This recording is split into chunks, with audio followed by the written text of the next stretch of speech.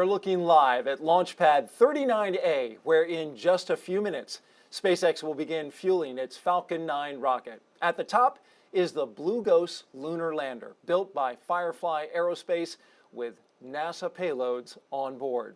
Hello and welcome everyone to the Kennedy Space Center in Florida. I'm NASA's Daryl Nail, and with us today throughout the launch broadcast is Spacecraft Program Director for Firefly, Ray Allensworth. Ray, so good to have you here today. Yeah, thank you. I'm so excited to be here. You're going to have all the knowledge and insight about this entire thing as we go along, so we appreciate that. Liftoff of the Blue Ghost lander is scheduled for 1:11 a.m. Eastern Time and 39 seconds for the detail-oriented.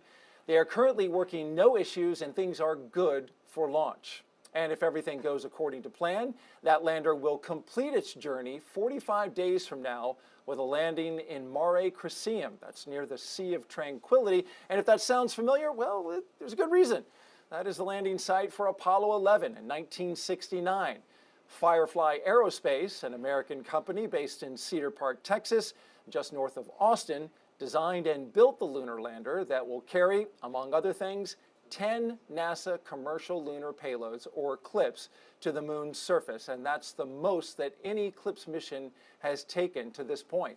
Now, we'll explain what each of those instruments do throughout the broadcast, but first we need to catch a ride with SpaceX and Firefly's Blue Ghost lunar lander. We're going to get an update from SpaceX in just a moment. Let's start with you, Ray, though. What's your team doing? What has your team been doing as you've been leading up to this moment just before liftoff? Yeah, so the team, there's a few different things that are going on with the team. We have one team locally here in Florida, and actually about an hour ago, they provided the go to SpaceX, saying that Firefly Blue Ghost Mission 1 is ready for launch. And we have our primary team in Cedar Park, Texas, in the Mission Operations Control Center, and they're really standing by. The lander is powered off at the top of the Falcon 9 rocket, and we're just in anticipation of launch. Now let's get a closer look at the moon-bound lander. Here's Ray with an overview of Blue Ghost. Firefly's Blue Ghost lunar lander was designed for stability. It's about 6.5 feet tall and 11.5 feet wide, so it has a low center of gravity and a wide footprint. Blue Ghost has a robust communication system with 1 X-band antenna and 3 S-band antennas that enable HD video transmission from the lander to Firefly's Mission Operations Center in Texas. The lander has 3 solar panels to help power Blue Ghost and our 10 NASA payloads during transit and on the lunar surface. For propulsion, Blue Ghost has 8 RCS thrusters, or reaction control thrusters, that Firefly designed and built in-house. These thrusters help maintain the lander's orientation during maneuvers and independently perform the final descent by pulsing for a soft landing. We have 12 attitude control system thrusters that help point the spacecraft in the right direction. These are actually the same ACS thrusters we use on our Alpha rocket and Electra orbiting vehicles. Blue Ghost has 1 main engine that provides high thrust for our lunar orbit insertion and braking burn prior to landing. The lander has 4 propellant tanks that carry our hypergolic fuel and oxidizer. We have 2 pressurant tanks that carry our helium. Blue Ghost is equipped with 49 struts that connect our upper and lower panels to provide a rigid structure. These struts were built in-house using the same lightweight carbon composites we use on Firefly's launch vehicles. Blue Ghost has 4 carbon composite legs and foot pads that utilize crushed core honeycomb to absorb shock and stabilize the lander as it touches down on the lunar surface. Our foot pads have contact sensors on the bottom that signal engine shutdown upon landing. We have vision navigation software that supports landing by identifying potential hazards on the moon, such as rocks and craters, before determining the safest landing site.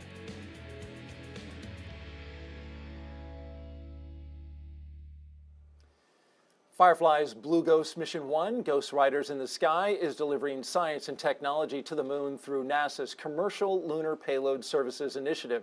This allows NASA to buy lunar delivery services from American companies for our payloads. In turn, those payloads will help advance science exploration and the commercial development of the moon. The Ghost Riders mission includes approximately 60 days of payload operations, most of which will be spent transiting to the moon.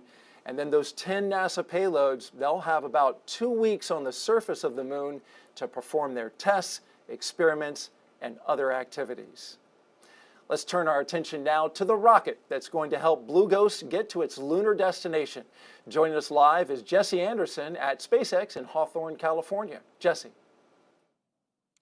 Thanks, Daryl. Last year, SpaceX was honored to launch the IM-1 mission, the first commercial lunar lander to touch down on the moon. We are excited to partner with Firefly for another NASA delivery to the moon as part of the agency's Commercial Lunar Payload Services initiative. This is a special mission for SpaceX today because we are launching not only one, but 2 lunar landers.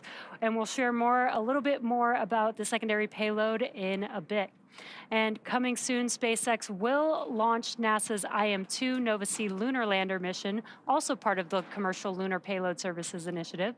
Also on the manifest this year are NASA's Punch and Spear X missions, as well as the return of Crew 9 and the launch of Crew 10, just to name a few. Now, it's going to be an exciting year for NASA missions. The launch out sequence has started.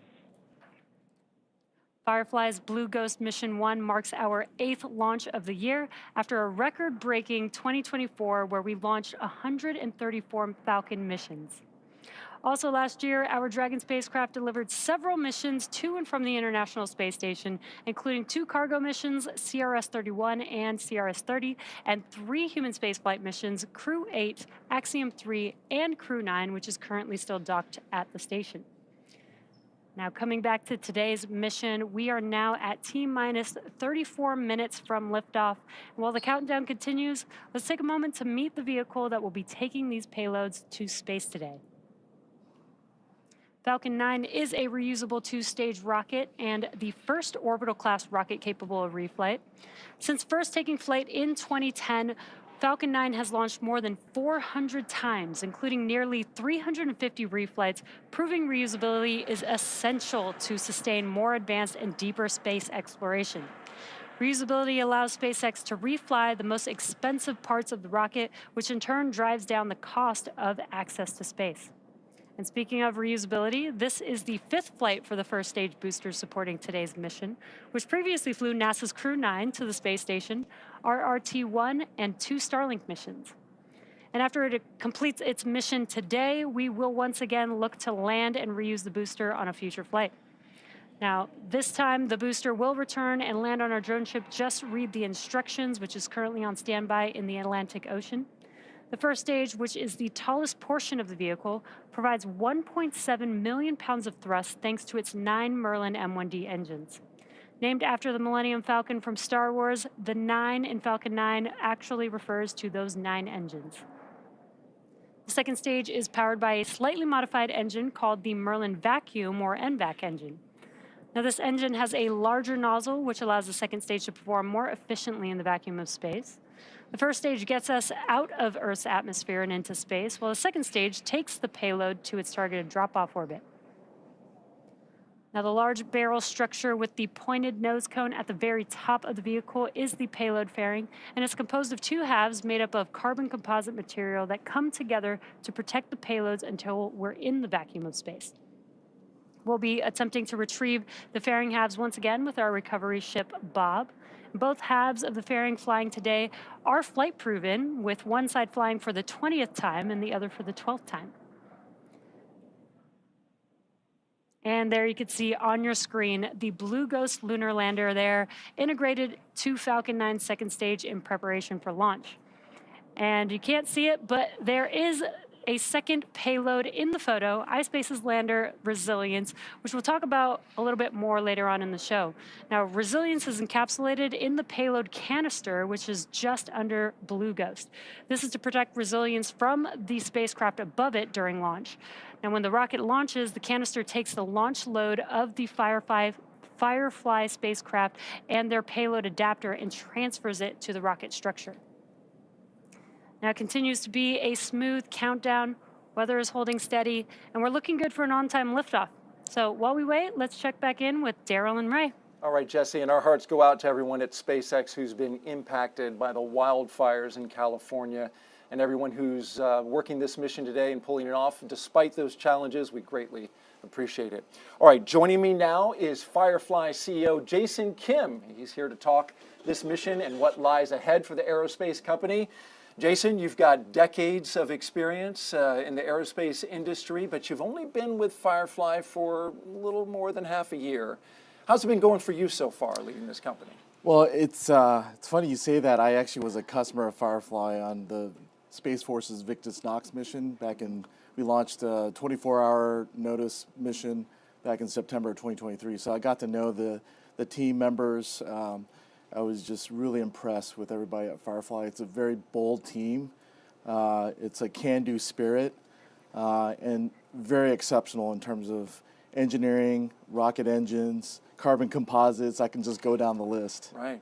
Very impressive in terms of what the company can do, as you say, but Firefly does have the opportunity here to be the first company to soft land on the moon. What gives you, as CEO, confidence that your team's ready to pull that off? Well, I've been through many different high-stakes critical mission operations campaign. It starts with a great launch, so we've got a really reliable, great partner for the launch. But once we separate it, it's all on Firefly, and we've got a great design. It's a great design with margins built in, good parts selection from a great supply chain, and we're very vertically integrated as well. And then I would say that each subsystem is qualified with many hours. The whole lunar lander is qualified. We did the environmental test at JPL, so our hearts and minds go out to everyone in Los Angeles and at JPL. And then, it's down to the people. Our Fireflies, they've rehearsed for many, many hours. They've done dozens of simulations. Our team is back in Cedar Park. They're ready to go. They've been training really hard under Ray's leadership, and they have trust and confidence in each other. And at the end of the day, it's the people that are going to make this successful. And there's an added component to this that I'm wondering if you can share with us. You shared this in a press conference recently, that you talked to the two companies that preceded you in attempts in going to the moon, Astrobotic and Intuitive Machines. You were encouraged to call those CEOs and find out what lessons they had to share. Can you share what they said? Well, first of all, it's something that I wanted to do. That's just my style. I love competition, but in the big scheme of things, we want the CLIPS program to be as successful as it can be. I talked to Pam Melroy, who I respect and I've known for many years, and she gave me that advice. You ought to talk to each of the CEOs and find out more. And so that's what I did, and they were very cordial. They took my call. We had great conversations. The number one thing that they would both recommend and advise me on is for our team to be transparent. Open and transparency is really key to get all the support that you can get from the whole world, the nation, NASA, everybody. Secondly, we've looked at all the missions that came before us. It's really hard to do space missions. Going to the moon is even harder. It is. And so it's challenging to do that soft landing, as you know. But our team has looked at systematic things that have happened in the past, looked at, the hardware and software. And our design it goes back to the design is a great design with margins. Did tons of testing, both in environmental testing as well as air testing and the actual crumple zones that we have with our pads. That's gone through different angles of testing, geometries. A thorough testing campaign. Very thorough. And probably don't need that shamrock on your lapel after all, because the team's been doing so well. Hey, Jason Kim, appreciate you being here. Thanks for coming on. Thank you. Good luck to you today. Yeah, go Blue Ghost. All right. Firefly started with about half a dozen employees. Now the company has over 700. Ray has been there since day one, and she's going to show us how the Firefly team got through the last leg of Blue Ghost's journey, the rigorous testing campaign. Let's take a look. Over the past 3 years, our ghostwriters have navigated through major key milestones. The initial phase centered on design qualification. Our engineering team conducted comprehensive analysis of the lander's structural and functional requirements. We then shifted to subsystem testing. We validated carbon composite structures on the test stands, verified the landing navigation system on a simulated lunar surface at our rocket ranch, and evaluated landing performance through nearly 100 drop tests. For our NASA payloads, we performed detailed fit checks to confirm compatibility with the lander's design specifications. We began lander assembly process by integrating our fluid lines, COPV tanks, and avionics with our structural assembly. The NASA payload teams then traveled to Texas to integrate their components onto the lander. Following this, propulsion system integration involved mounting the main engine and 8 Spectre thrusters to the lander. Next, we wrapped the lander with MLI, or multi-layer insulation, to protect its systems from extreme space temperatures. The fully integrated lander was transported to NASA's Jet Propulsion Laboratory for comprehensive environmental testing, subjecting the spacecraft to simulated space and lunar surface conditions. Simultaneously, we began mission operations training, conducting over a dozen mission simulations from our Mission Operations Center in Cedar Park, Texas. These exercises allowed our team to practice operational scenarios and refine mission protocols for game day. Upon returning from JPL, we performed final subsystem checkouts and inspections of the lander, verifying all lander systems and configurations were ready for flight. Finally, we shipped the lander to the Cape, preparing for its ultimate journey that begins today. Once the Blue Ghost lander gets to the moon, there are 10 instruments on board that will play a key role in navigating and studying the lunar surface. Joining us now is Mike Selby, who is the mission manager for 2 of the payloads, LMS and Lister. So let's start it off with LMS. That stands for Lunar Instrument, well, actually Lister. Lunar Instrumentation for Subsurface Thermal Exploration with Rapidity. That's a doozy. It is. It measures the flow of heat originating from the interior of the moon. So Mike, why is that important? So it's important to learn about how the moon has evolved over time. So Lister is a pneumatic drill that is going to use compressed air to drill down in half-meter increments, hopefully to a depth of 3 meters in total. But in those half-meter increments, it's going to deploy a probe that will make thermal conductivity measurements to help determine how the moon was formed. And it's going to drill just like we see in this video right here. Absolutely, it's yes. Kick up a lot of regolith. Kick up a lot of regolith, absolutely. All right, and as it goes down and drills in, it's going to get those temperatures. Let me ask Ray, how do you integrate a drill underneath your lander? Yeah, so the drill was really fun, definitely a team favorite. It's one of the payload it's mounted on the bottom deck of our lander, and it's facing the lunar surface. So some of the other payloads are looking up, out. Lister is looking down, so that it can do exactly what Mike just said, drill into the lunar surface. All right, let's go to LMS now. That is the Lunar Magnetotelluric Sounder, or LMS. It measures the natural variations in the electric and magnetic fields from the solar wind and Earth's magnetosphere to determine the electrical conductivity of the moon's interior. All right, well, so we're looking at it now. Yes, and so what you can see there are the remote electrodes that are basically an electrode with wire around it, and they're going to be ejected, 4 of those from the lander on 90-degree increments, and so the opposing pairs will operate kind of like a voltmeter, making those electrical measurements of the moon. Right, and there's 4 of them. It looks like they look like they're about the size of a pickleball.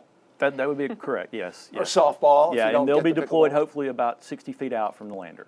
That's amazing. So Ray, if these things got to kick out from the lander, how did you coordinate where they were going to go? Yeah, so we talk about these 10 payloads. There's 28 different components, and this is a great example of that. So these probes are mounted on the edge, and as he mentioned, they'll shoot off the side of the lander, and then there's also a mast on the top deck that will shoot up.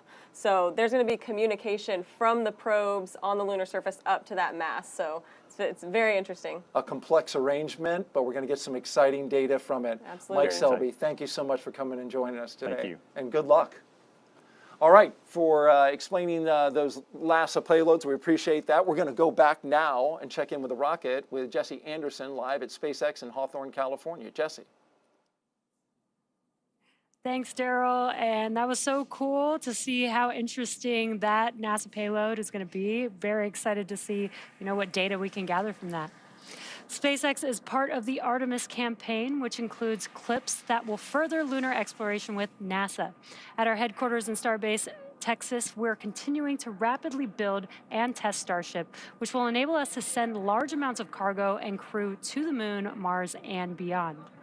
2024 was a huge year for Starship, and 2025 is going to be even bigger. We've completed 6 test flights so far, and 4 of which were last year.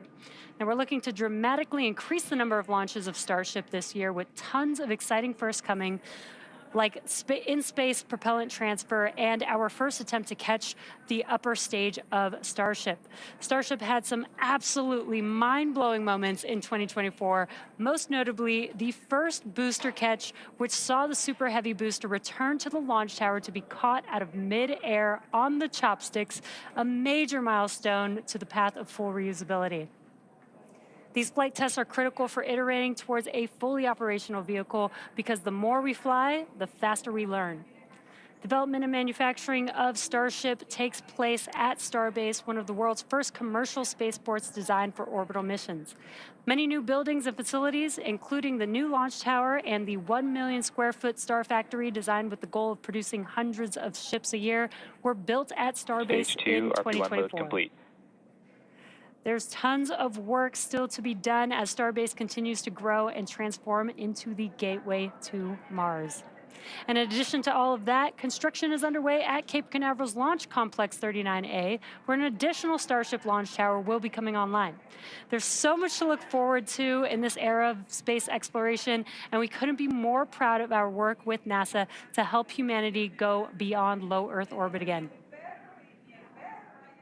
But back to today's mission, let's learn more about Payload, iSpace's Resilience lander.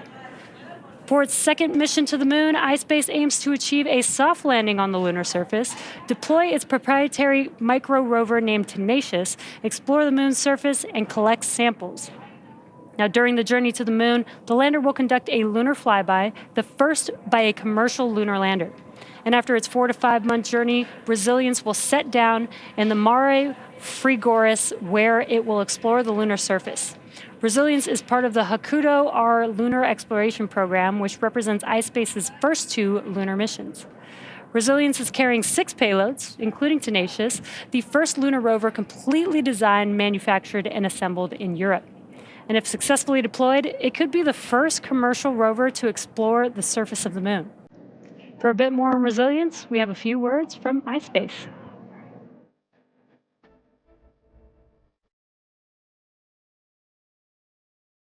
After more than 100 days in space, HAKUTO-R Mission 1 had ended. The voices of support that we received from all over the world gave us the confidence to not quit the lunar quest, and what we learned throughout our first mission was invaluable. Every technical issue solved, every struggle overcome, every bit of information analyzed, all preparing us for our next move. Today, we're going back to the moon. Improving and optimizing our processes, we have confidence in our ability to carry out this second mission successfully. We work with governments, agencies, and numerous commercial customers, both with and without experience in space, to bring new technologies, businesses, and perspectives to the moon by providing transportation and data services. iSpace is different because it's our vision to expand human activity beyond Earth and to create the future cislunar economy. Today, we prove our resilience as we launch HAKUTO-R Mission 2, Venture Moon. On this mission, we go beyond lunar landing and aim to explore the moon's surface with our Tenacious rover. We are iSpace, and with a global team, we're building the cislunar economy. On today's mission, we carry 6 payloads ready to bring technology, science, art, and culture to the moon. We are committed to secure humanity's future, Earth and beyond.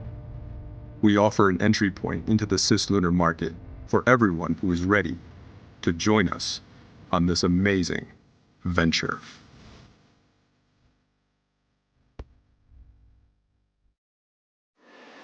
For the first time in more than 50 years, astronauts, including the first woman and person of color, will travel to the moon as part of NASA's Artemis program. Preparations for Artemis 2 are underway, and we have more on that in the Moon Minute.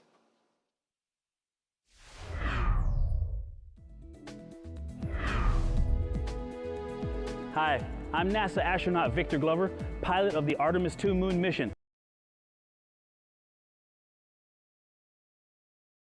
Behind me, booster stacking is beginning for the Artemis II rocket. Mission progress got a big boost recently when technicians with the Spaceport's Exploration Ground Systems team inside the VAB began stacking the first components of the Space Launch System rocket, the solid rocket boosters. 10 segments arrived by train to Kennedy in September of 2023, followed by extensive testing and inspections to prepare for stacking. Technicians inside the VAB are using the massive overhead cranes to stack the segments one by one onto the mobile launcher, which will be used to process, assemble, and launch the SLS rocket. Once all 10 segments are stacked on the mobile launcher, 5 on each side, the boosters will then help support the remaining rocket segments during final assembly, including the core stage and the Orion spacecraft that will take Reed, Christina, Jeremy, and me around the moon and back. The 177-foot-tall twin solid rocket boosters will provide 7 million pounds of thrust during liftoff of Artemis II. That's a look at your Artemis Moon Minute. Time now to tell you about another one of NASA's 10 lunar payloads on this mission. Next up is the the EDS, Electrodynamic Dust Shield, which uses an electric field to move harmful lunar dust off the surfaces in need of protection. And here to show us how this payload works is the principal investigator, Dr. Charles Bueller. Are you ready for some show and tell, folks? This one's going to be fun. That's right, I got some props here to share. All right, first of all, talk about EDS. What is it and why do we need it?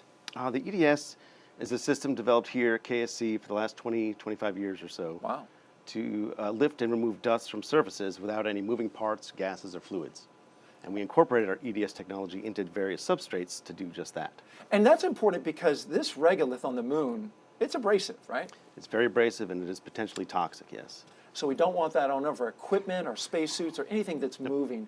Okay, so how does, you've got this setup here. Sure. And to your left, the thing that you're holding there, that's kind of what is encasing your payload, right? This is actually the spare parts of our payload. Okay, all right. So explain how that works when it gets on the moon. So when we land on the moon, a few hours after landing, we deploy a fifth leg, or an SAA, Surface Access Arm, which will deploy 2 instruments, us and PlanetVac, and it will jettison us separately after that, a few hours later, and we will softly land on the moon like this. And how are you going to make sure that you get regolith inside there? Because you need that dirt in there. You need it to get dirty. We absolutely do. So we're trying to focus on 2 EDSs, self-cleaning surface, a glass and a thermal radiator.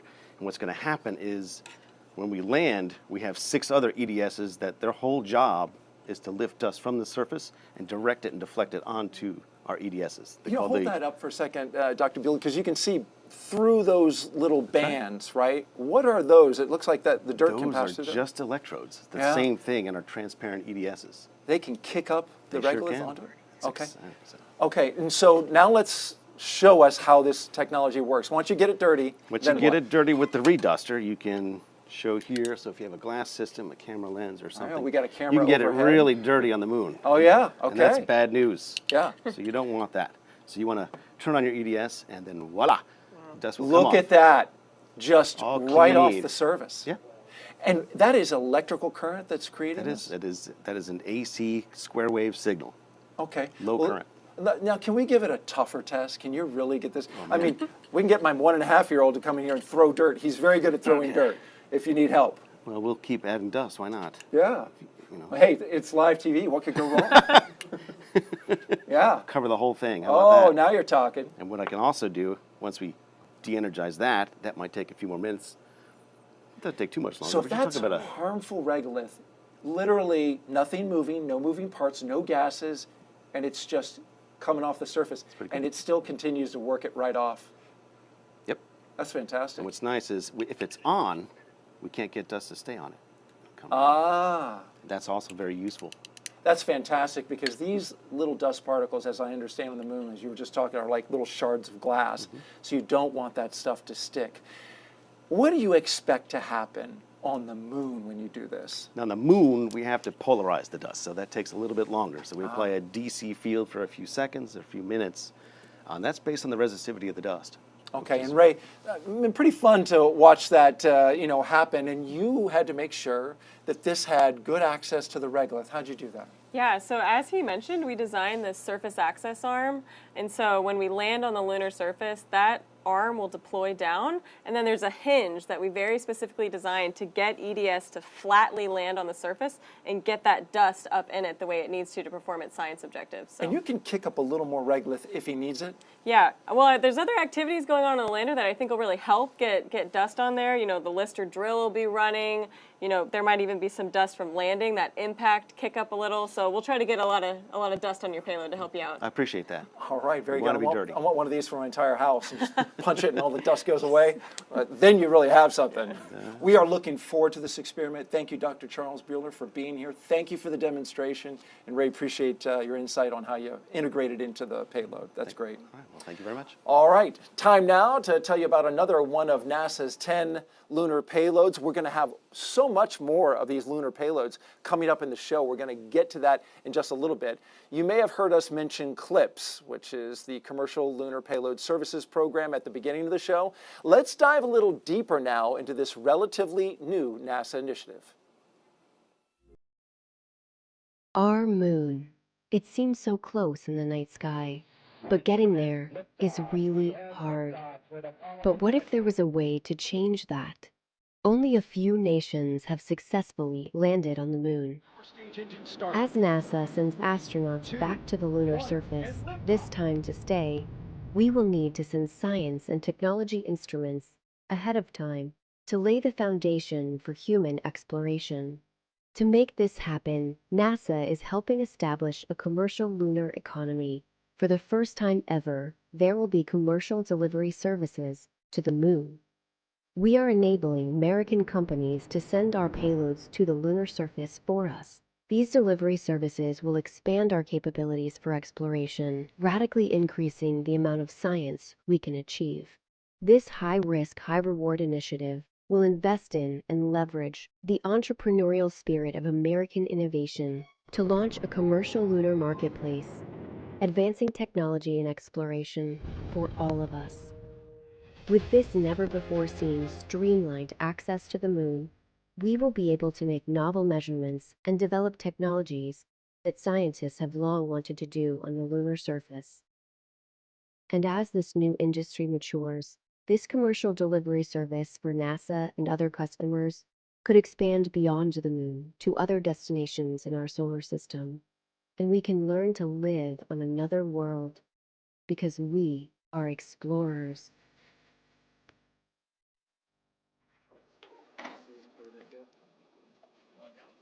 And we're getting close to liftoff, just T-minus 8 minutes and 15 seconds until launch of Firefly's Blue Ghost lander on a SpaceX rocket. Ray, the journey to this moment began for you and your team more than 3 years ago. Yeah, it's been quite a journey getting here. This contract was awarded in early 2021, and so all this work over the last few years is leading to this moment.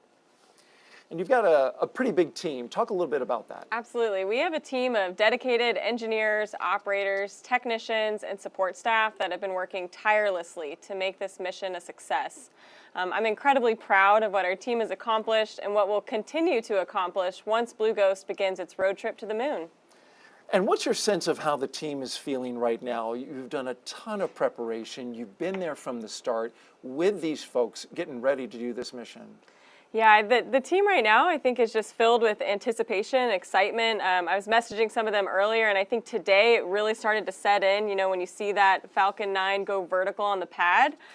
So just excited to finally start our journey. And we're looking live at the Mission Operations Center in Austin, Texas, Firefly Aerospace. You can see the folks sitting there. This is the mission team. This is the team that's going to be there all the way to landing and beyond. Engine chill has started. Absolutely. So you can see all of them kind of sitting there. They're getting prepped. They're getting their consoles set up. They'll probably start getting some initial data from that first ground station, but otherwise, with the lander powered off, they're really just waiting for deployment and power on. Ray, I'm wondering, Firefly, as a company, you've launched before, but this is the first time that you're launching to the moon. Is it different? I think it's a little bit different. You know, I'm sure the Alpha team, the first time they launch, they feel very similar to how I feel right now. But really, for launch, it's a few hours, and then your mission's over. For us, this is really just when our mission Stage one, begins, and fuel it load leads complete. into these 60 days of operations in orbit and on the surface. So it's kind of a surreal feeling. It's hard to explain. And you get to look up at the moon at night and say, we're going there. Yep. So I think all of us kind of started looking at the moon a little differently. You know, leading up, the engineers would text us, 3 full moons till we launch, 2 full moons till we launch. And so you look up at night and you get filled with excitement. Well, we are excited as well. We're going to go out and watch that launch. In the meantime, there's the moon. There's where you're headed. Let's send it back to SpaceX in California as they walk us through the final moments of the countdown. Thanks, Daryl. At T-minus 5 minutes and 40 seconds to liftoff, all systems are currently go for an on-time liftoff at Launch Complex 39A at Kennedy Space Center. And the moon was looking great, but we were waiting for a call out for the strong back retraction coming up here shortly. What's going to happen is the clamp arms around the top of the second stage, which is just below the fairing, will begin to open up. Once those clamp arms open up, then we'll begin to move the strong back away, slightly away from the vehicle. And that process will take about 20 seconds. Vehicle, the TE or transporter erector will be just about a couple degrees away from the vehicle. And then at T0, we'll move it about 45 degrees above the pad deck. Pressing for strong back retract. And that will make the way for liftoff for Falcon 9. And we did hear that call out that we are preparing for strong back retraction.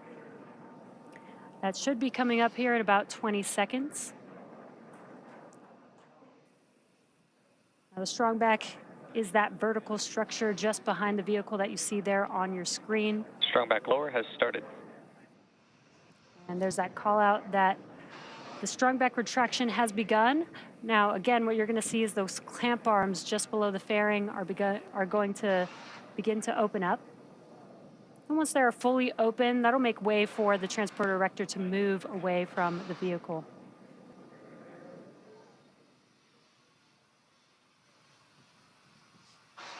Now the TE, or the transporter erector, is carrying the propellant, electrical, and gas lines to stage 2, as well as the payload.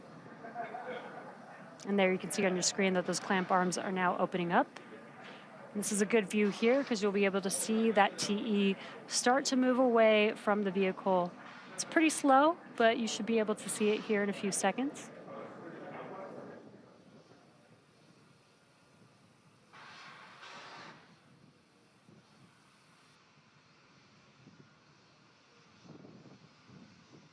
And there you can see that TE starting to move away from the vehicle. And once Falcon 9 commands for liftoff, hydraulic cylinders pull the strong back even further away, again to that position about 45 degrees above the pad deck.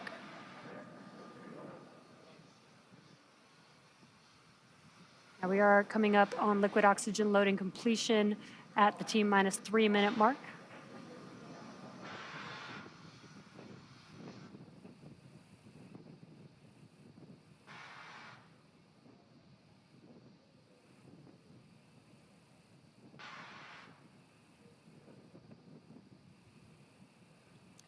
Now, for some reason, Stage 1 LOX load complete. There's that call out we were waiting for. Stage one liquid oxygen loading is now complete. If for some reason we do not launch today, we do have a backup opportunity tomorrow, January 15th at 10:09 p.m. Eastern Time. Currently, weather is green and the range is ready to support a T0 of 10:09 p.m. Eastern Time. And the landers continue to be healthy, and the Falcon 9 team is tracking no issues on the vehicle. Next coming up will be at T-minus 2 minutes. We should hear the call out for propellant loading. Stage 2 LOX load complete. Right on time. That is stage 2 LOX load complete. That means propellant loading is now fully complete on Falcon 9. The vehicle is now fully loaded with 1 million pounds of kerosene fuel and liquid oxygen.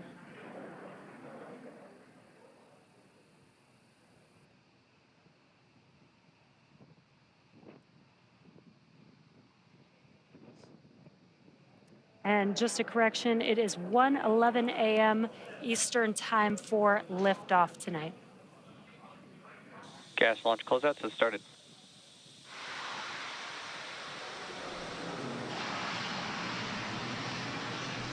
Now that the propellant loading is complete, we should begin to see venting coming from the transporter erector. That is just clearing out those propellant lines from the TE in preparation for liftoff.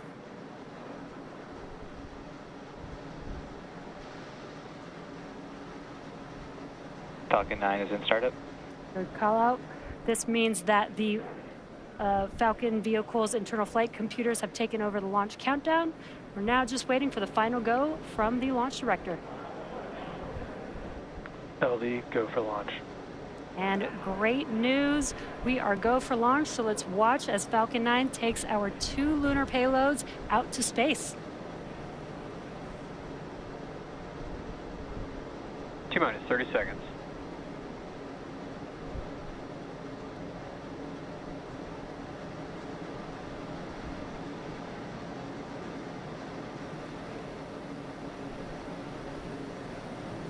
T-minus 15.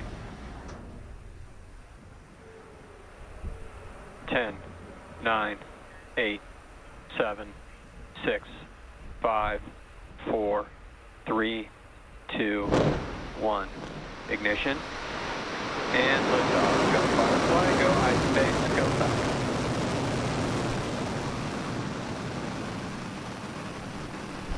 Vehicles pitching downrange.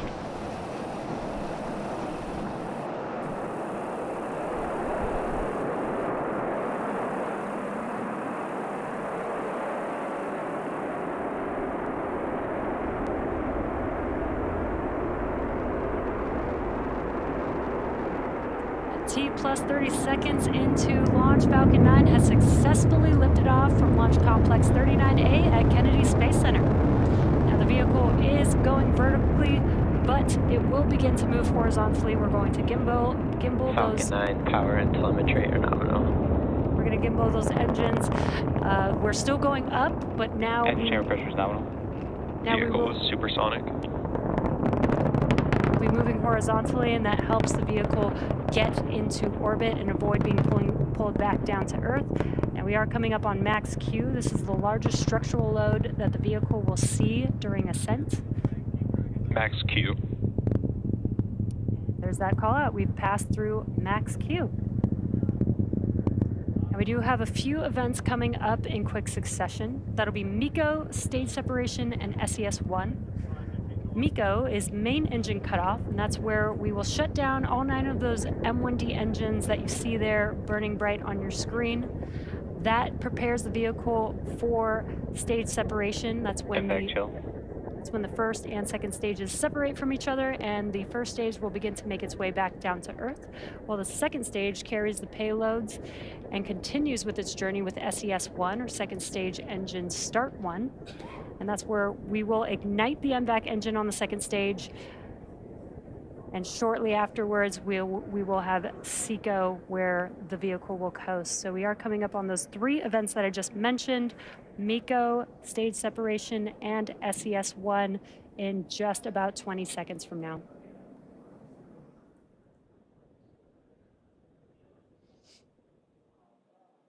Some really cool tracking views here of Falcon 9 and those 9 Merlin M1D engines burning bright there.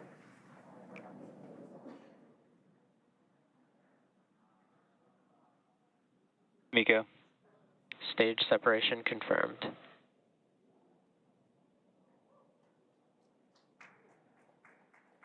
MVAC ignition.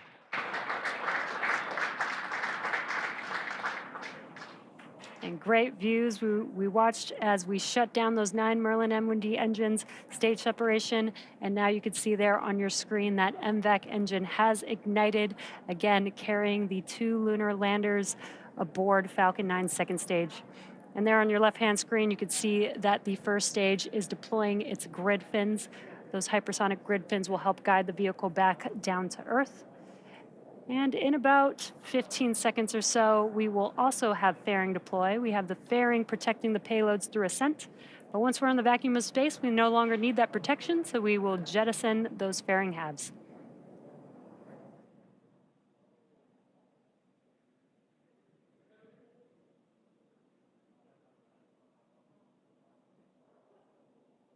Fairing separation confirmed. And a really cool view of the payloads encapsulated in those fairing halves, the fairing halves deploying. We will once again attempt to retrieve these fairing halves once they make their way back down to Earth. And in a few minutes, we will also have a couple more burns for our first stage to prepare it for landing on our drone ship. Just read the instructions. Now we are T plus 4 minutes and 10 seconds into today's mission. We're currently in the first of 3 planned MVAC burns. Around T plus 6 minutes, you should see on your screen the first stage's entry burn. Now that entry burn is where we ignite 3 of the Merlin M1D engines, and that's going to be the E9 engine plus the E1 and E5 engines. Now that helps slow the vehicle down as it's re-entering back into the Earth's atmosphere. Now the reason why we slow down the vehicle is to reduce the re-entry forces, which helps us recover and reuse the first stage booster.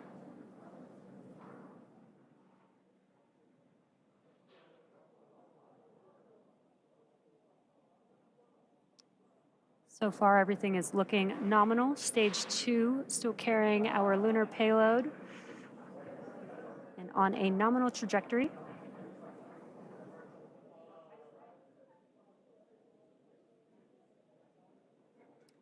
Now again, the first stage vehicle is making its way back down to Earth. We're about 45 seconds away from the entry burn beginning. And just as a reminder, the first stage booster that is supporting today's mission will perform this entry burn for the 5th time.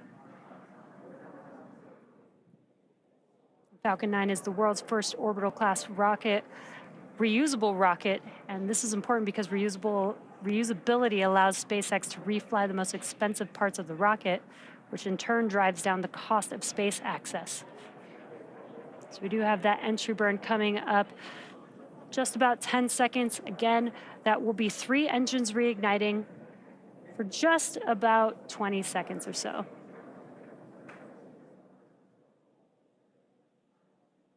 Stage 1 entry burn startup. Stage 1 FTS is saved. There's that call out, and on your left-hand screen, you can see that those engines have ignited.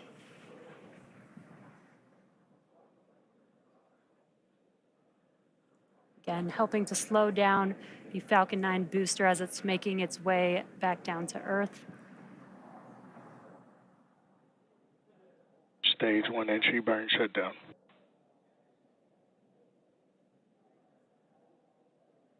And there we heard the call out as well. As you could see that the engines have shut down. That concludes the entry burn for the Falcon booster. Coming up next in about 1 minute will be SECO. That is second stage engine cutoff.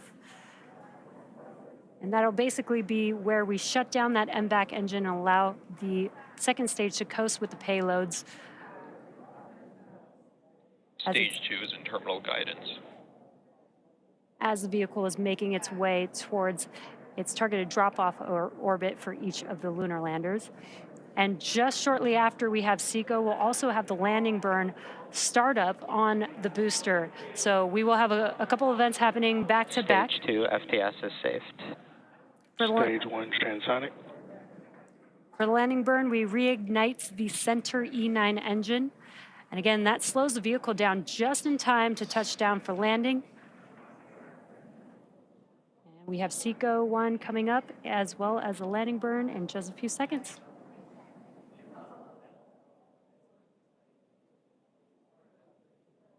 SECO. Stage 1 landing burn.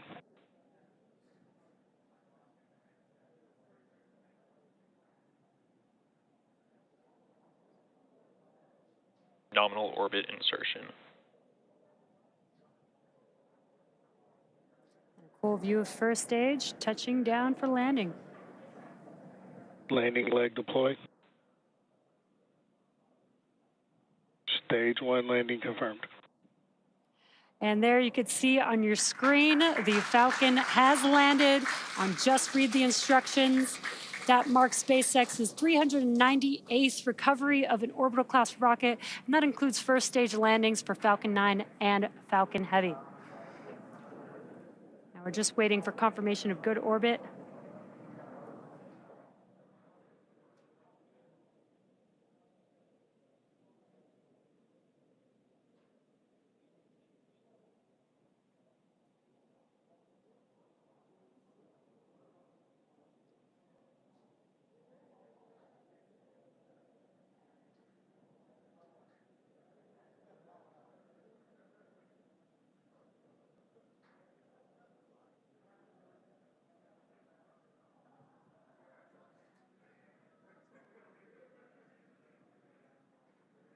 Again, we have had MECO, that is second engine cutoff 1 for that MVAC engine. And we are just waiting to confirm good orbital insertion.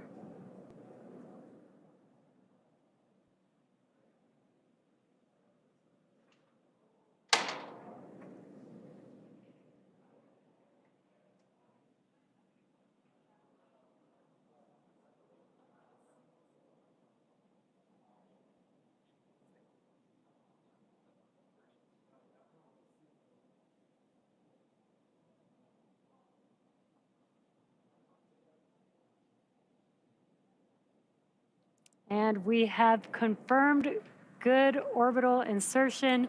Now the mission isn't over just yet. Coming up next, we have the second burn of our MVAC engine, or SES-2, on board the second stage around T plus 58 minutes.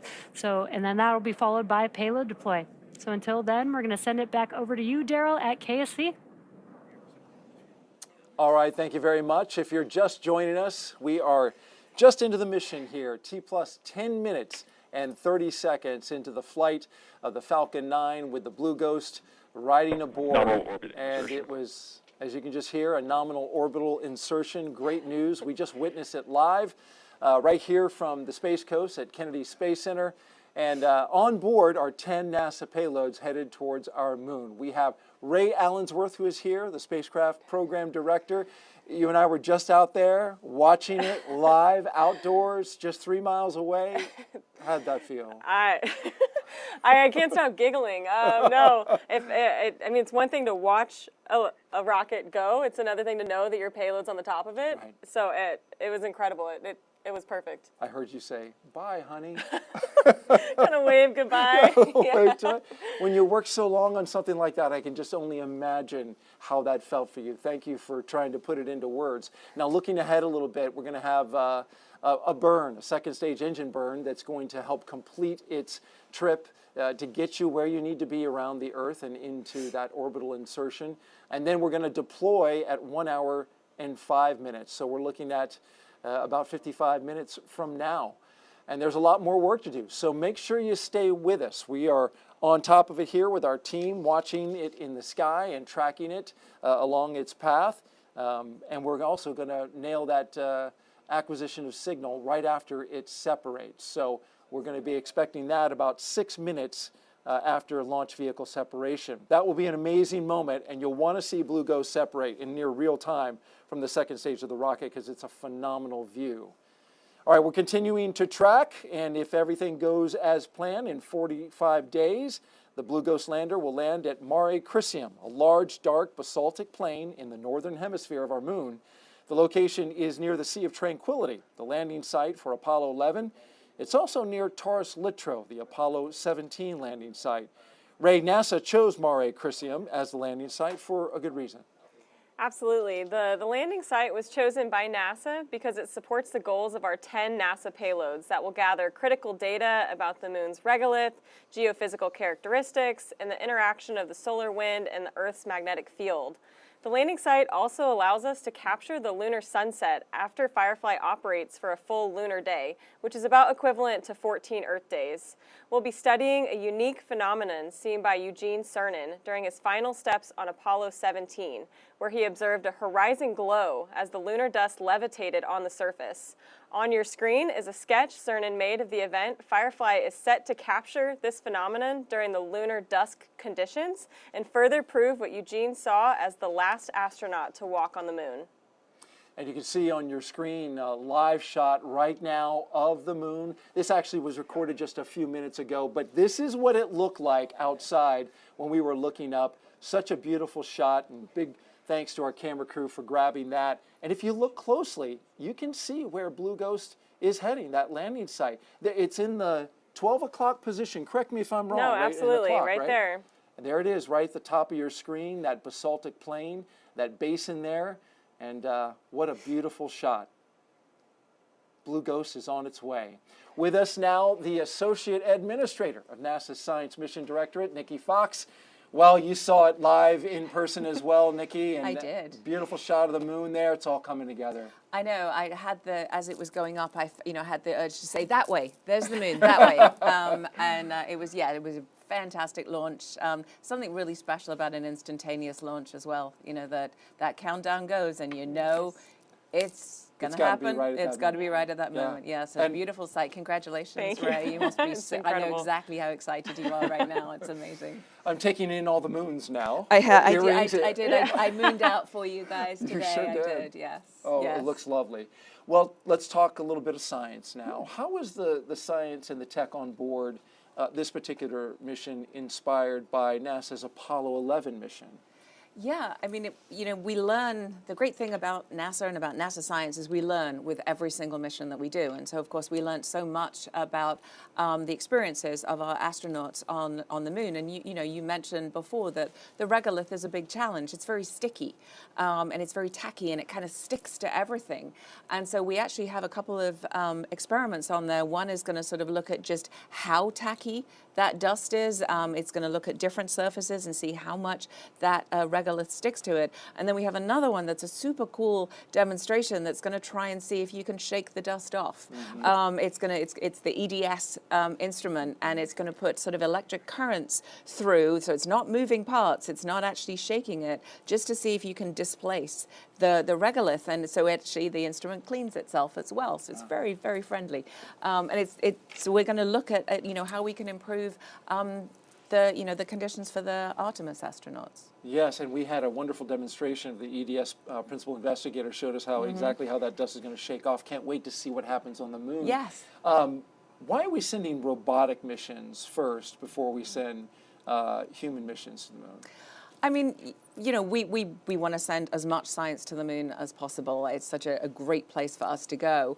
It allows us to just learn more and more about the conditions on the moon, about the geophysical conditions, about the solar wind interaction with the moon. We can't wait to get the science up on the moon. That's why we're such fans of the CLIPS program. It's like a geological sort of preserved record of what this ancient solar wind is like. You just need to go down a little bit into the regolith, and that's the preserved sort of surface interactions. And of course, it allows us to think about what we want our astronauts to focus on.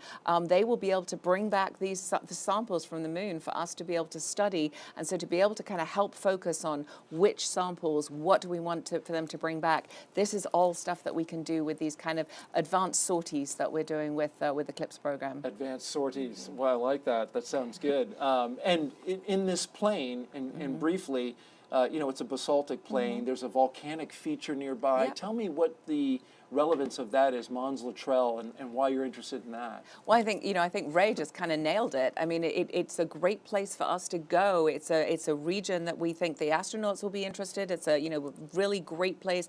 Loads of interesting features. The actual area was caused by an impact from an asteroid. It flooded that area full of that lava. It's a very dark lava, very similar to what we have on Earth. It tells us about how the moon was formed, how the early solar system was formed as things were bombarding the moon. So it's just a really scientifically interesting place to go. And Ray, you appreciate that there's no big rocks, hopefully, in that area, right? Yeah, we're gonna avoid the rocks. Our software is gonna help us identify the safest place to land, and like you said, avoid those hazards. All right, very good. Well, Nikki Fox, thank you for joining us today. We appreciate your moons. We appreciate the insight, and we appreciate your levity as always. NASA tends to be a serious place, but you bring the right mix of levity and seriousness. Thank you very much. Thank you so much. Appreciate it. Congratulations again. Thank you. All right.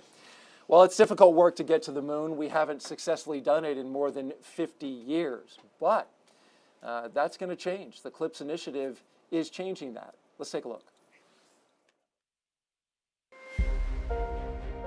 Landing on the moon is hard.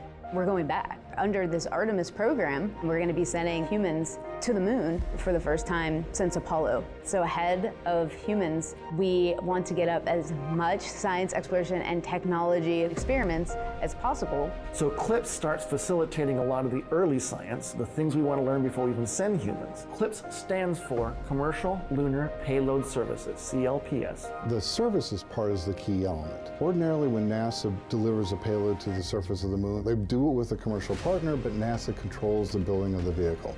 Now, we're buying the service of delivery of our lunar payloads to the surface of the moon. It is a delivery service, akin to a delivery service that you'd have here on Earth. NASA will provide payloads to a commercial company.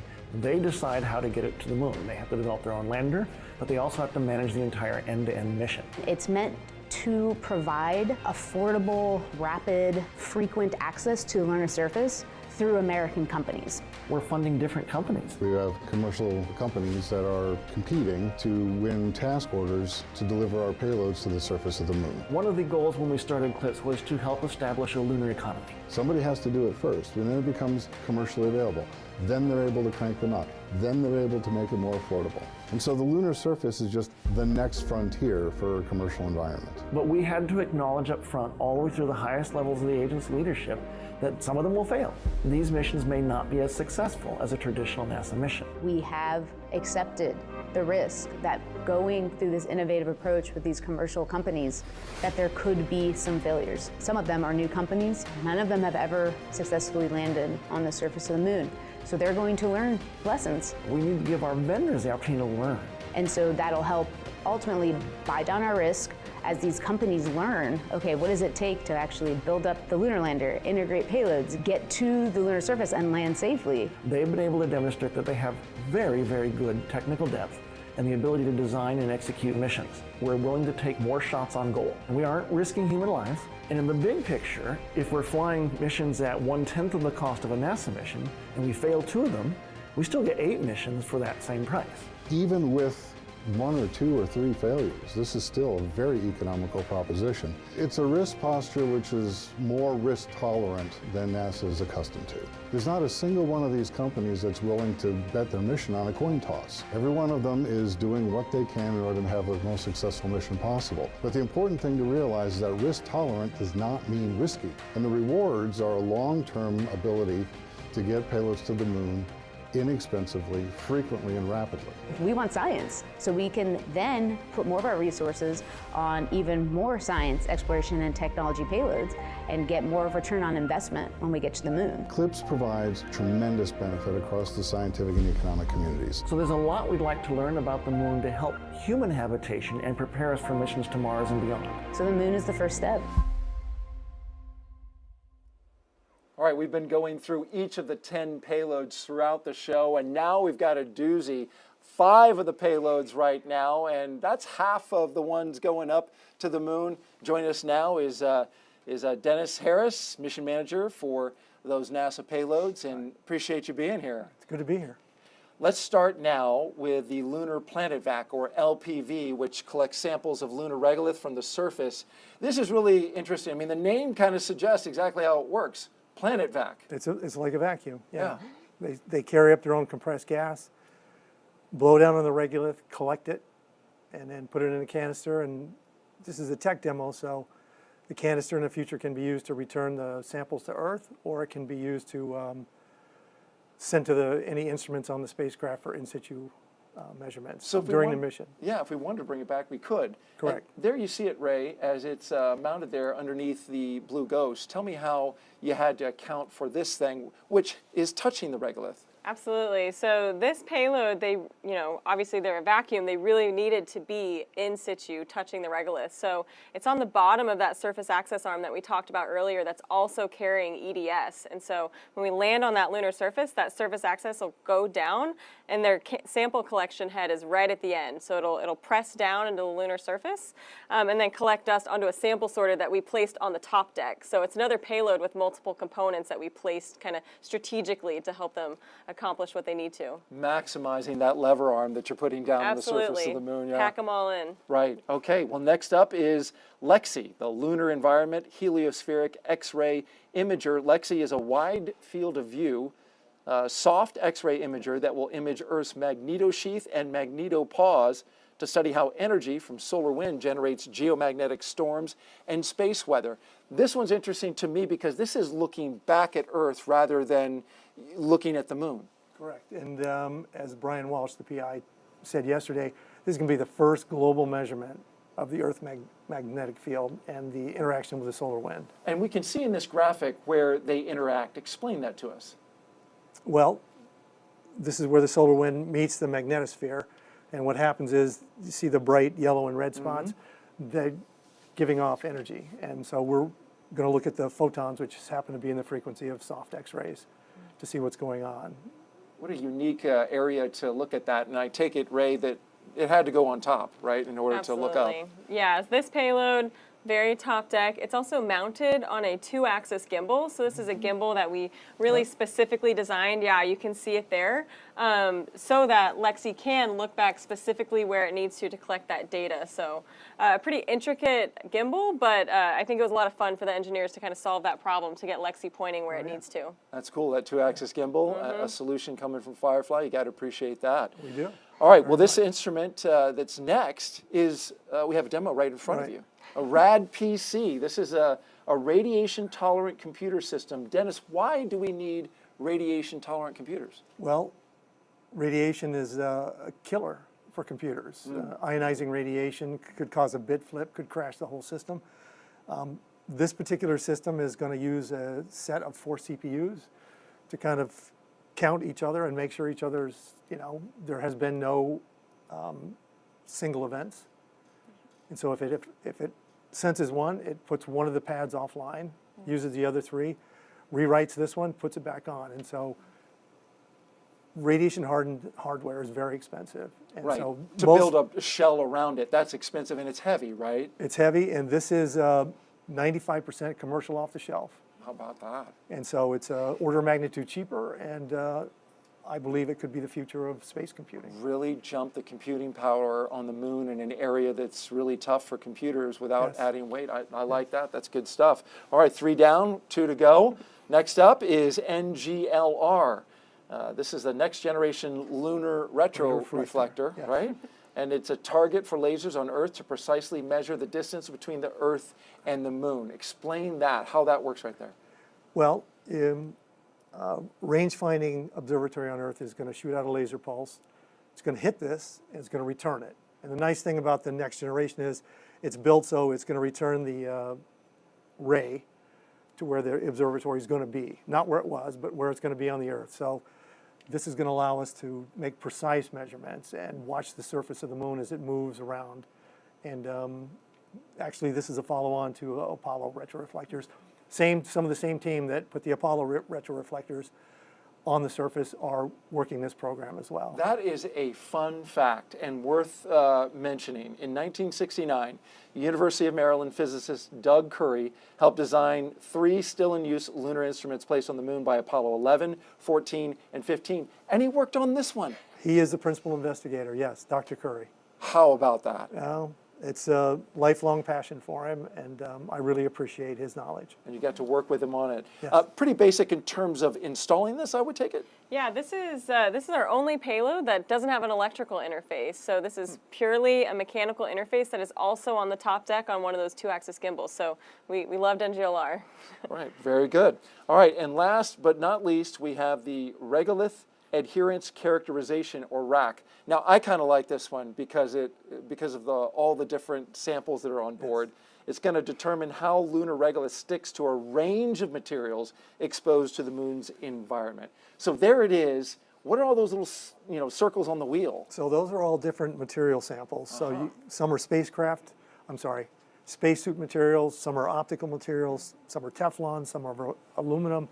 As Nikki was talking about, lunar regolith is really not good to work with. And so what we want to help determine here with this experiment is what kind of materials can we use in the future? What kind of changes can we make to, say, spacesuits or the equipment we put on there to help them, live longer and survive the regolith. And you want to get it dirty, I take it. This one is the one, much like Rad PC, who wants all the radiation can get, we want all the dirt we can get, so to speak. So how'd you accommodate that, Ray?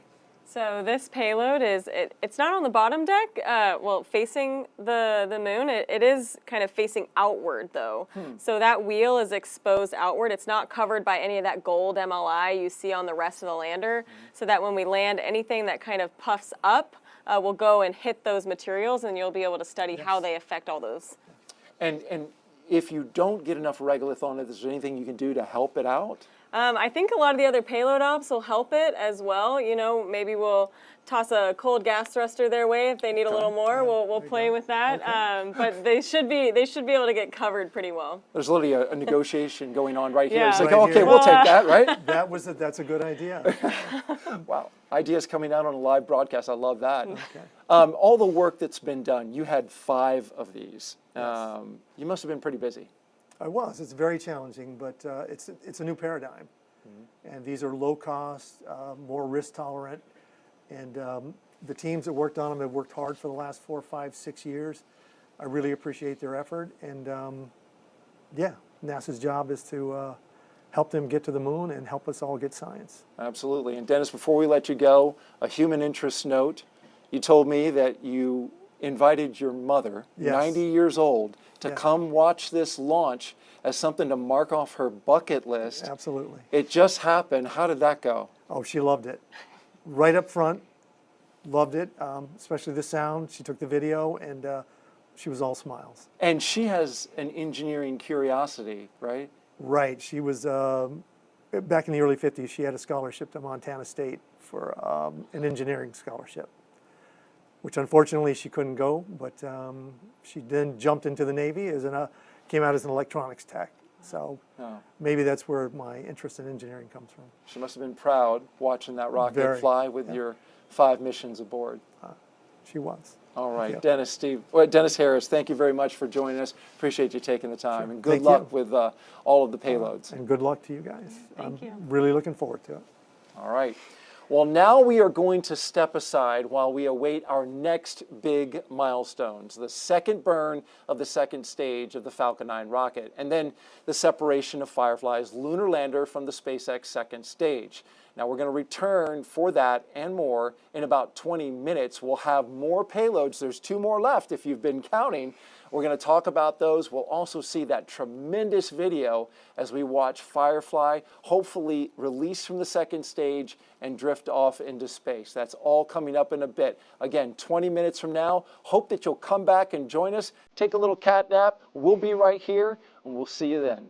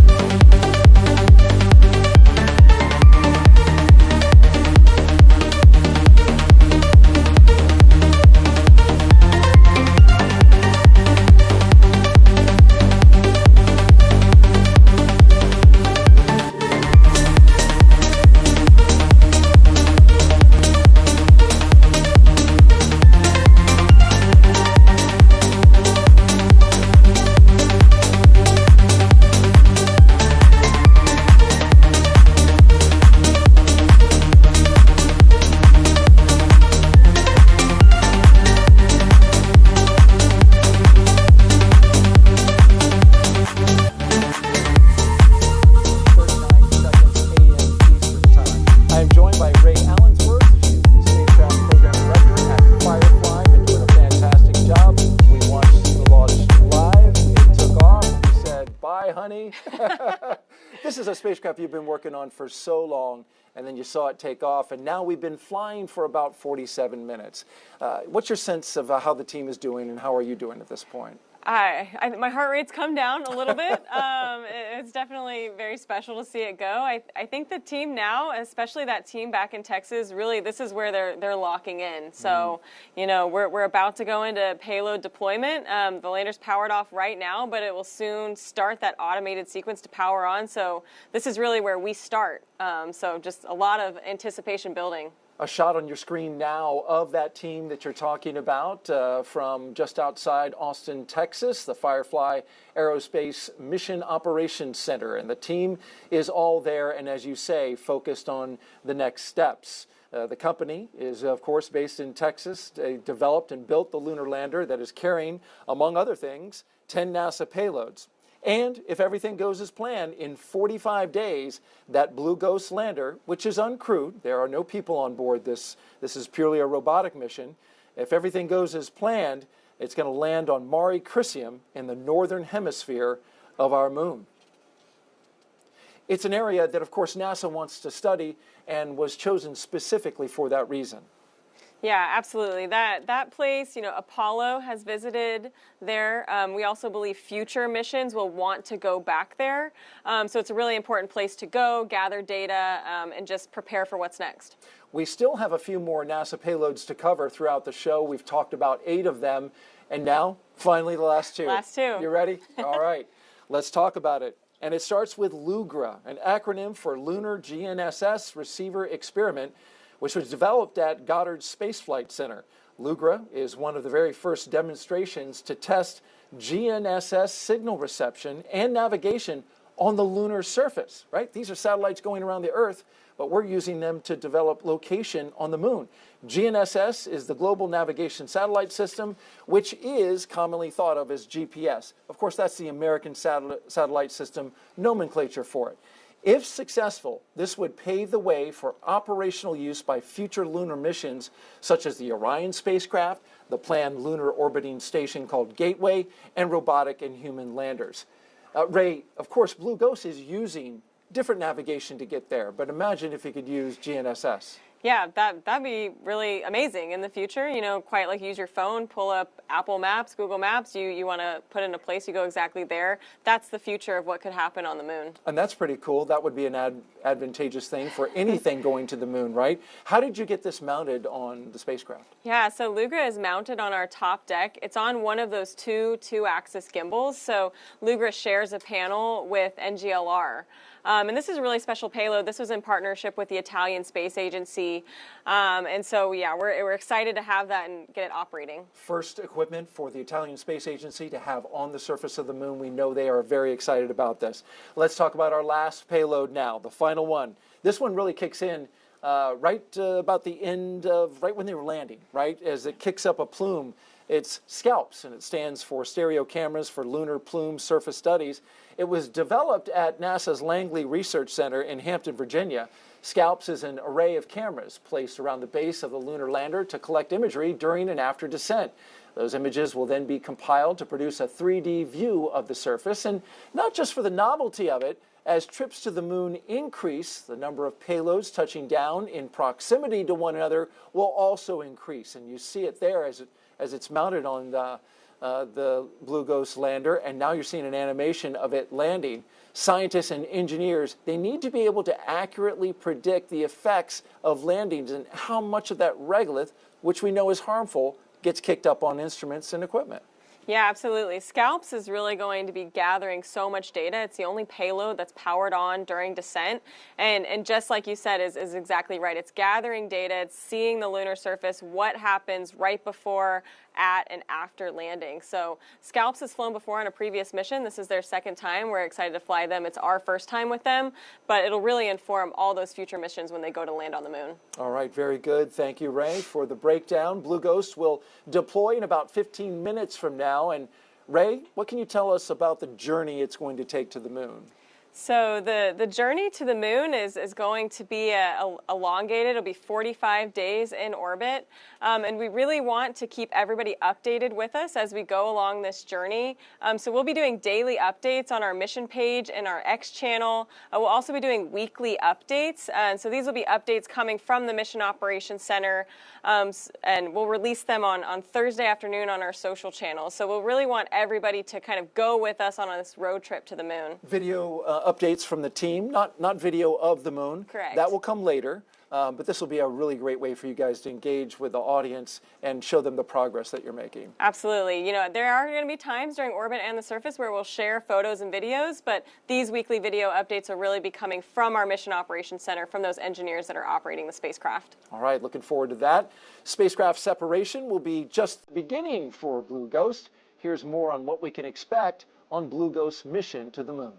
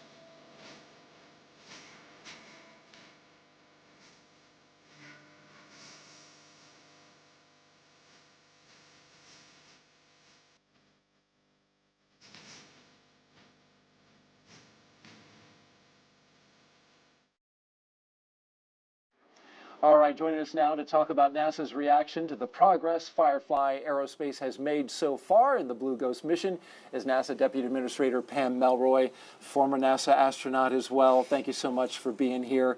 Well, you were here for the launch. You watched a beautiful launch. Your reaction? Wow.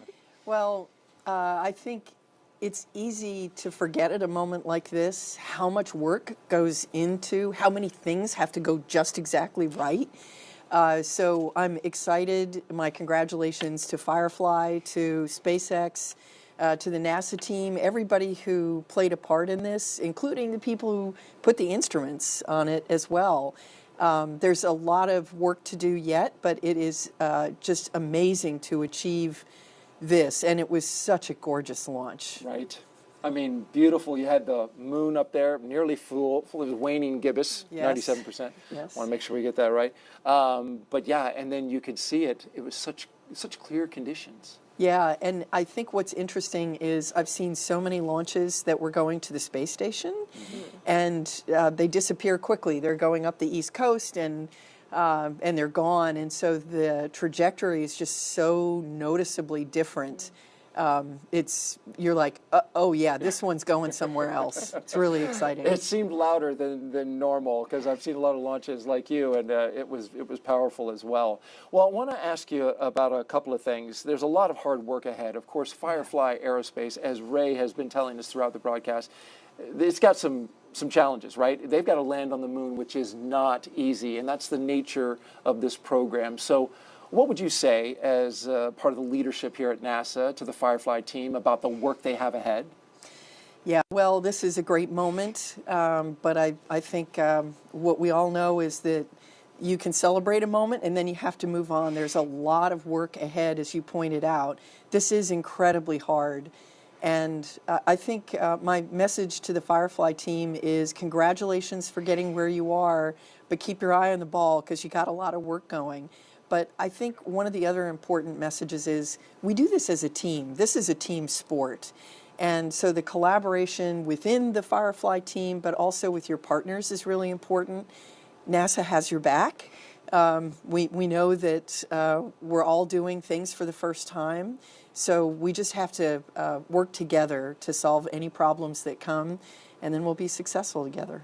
Great words. I know that you must appreciate hearing that. Yeah, no, I think the team back home really appreciates that. I think they know that, we're all one team, but it's another thing to hear it, especially in this moment. Because like you said, really their job is beginning now. And, we have to refocus and start our mission. All right. Thank you very much, Deputy Administrator Pam Melroy, for being here. You are with the outgoing administration. Your time at NASA, we really appreciate your leadership here and all that you've done and coming to these launches and being a part of these launch broadcasts. Thank you very much. Thank you, Daryl. It's a great way to go out. Absolutely. Thank you, Pam. All right. Well, let's go now to SpaceX in Hawthorne, California, where Jesse Anderson is live as we await that second burn. Jesse. Thanks, Daryl.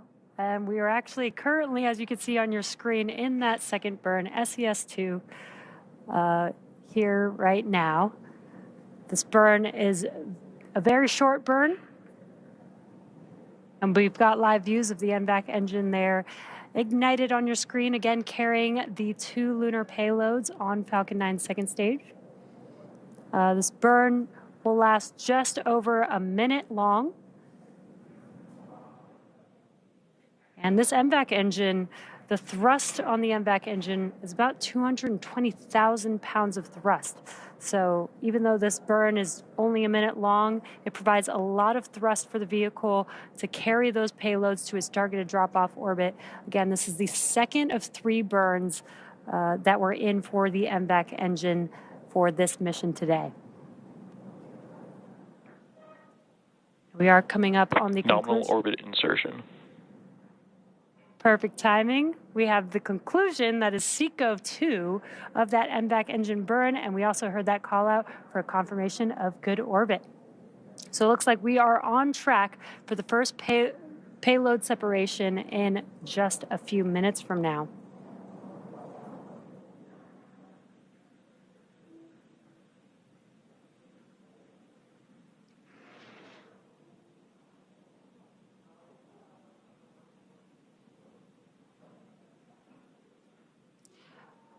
Now, if you're just now joining us, we have just had SES-2 and MECO-2. That's the second of 3 burns for the MVAC engine, and it's been a great launch so far.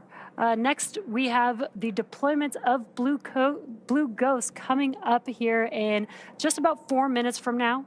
And once deployed into a lunar transfer orbit, the Blue Ghost lander will begin its approximate 45-day journey to the moon, where it will land on the Mare Crisium for NASA's payloads to perform numerous science and technology demonstrations, including lunar subsurface drilling, sample collection, and X-ray imaging of Earth's magnetic field to advance research for human missions on the moon and provide insights into how space weather impacts the planet. So very exciting coming up here. Again, Blue Ghost deployment is coming up in just under 4 minutes from now. And just to recap the mission so far, we had an on-time liftoff at 1:11 a.m. Eastern Time.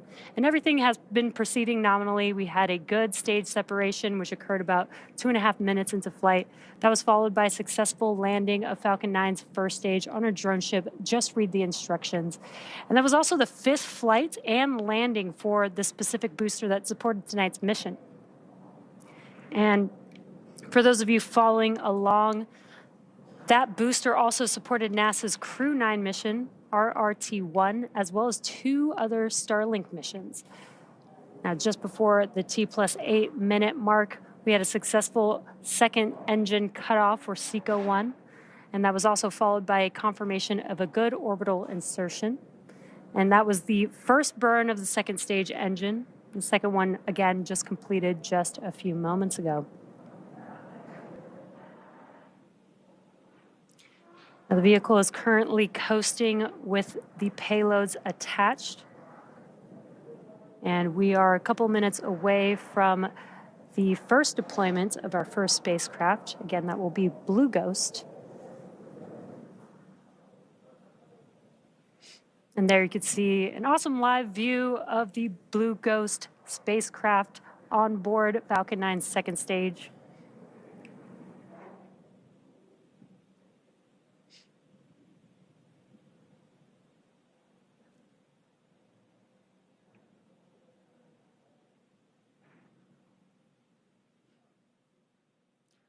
And we're just about 2.5 minutes from deploy of Blue Ghost. And this is a cool view. We do have the canister just below that spacecraft protecting iSpace's payload there. So we do have 2 payloads on board. But again, the next milestone coming up is that separation of Firefly's Blue Ghost lunar lander.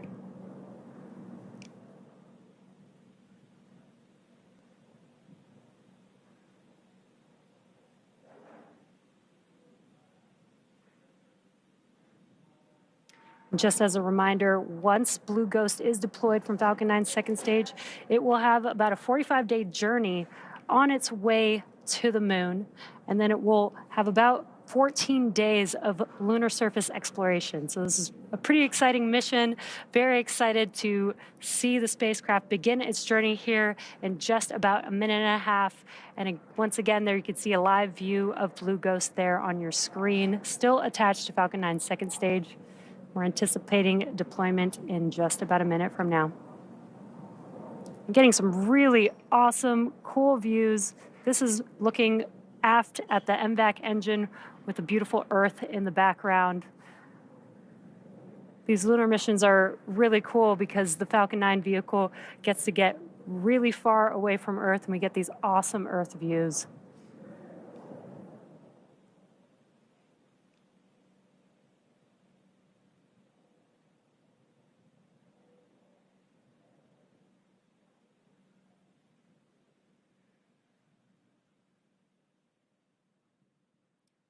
We are approaching deployment of Firefly's Blue Ghost here in just about 30 seconds.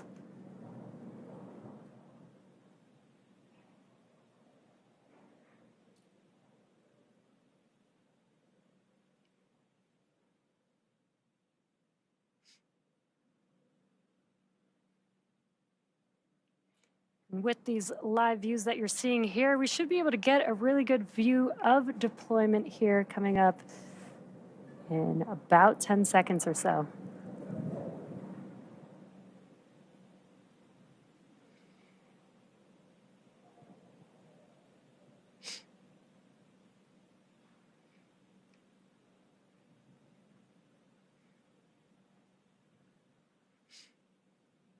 Firefly Blue Ghost, separation confirmed. And there you could see, and you also heard the call out for confirmation that Blue Ghost is drifting away from Falcon 9's second stage. From all of us here at SpaceX, it has been a pleasure having you on board, Blue Ghost. Safe travels. SpaceX is honored to be a part of NASA's Commercial Lunar Payload Services initiative to deliver science and technology to the lunar surface.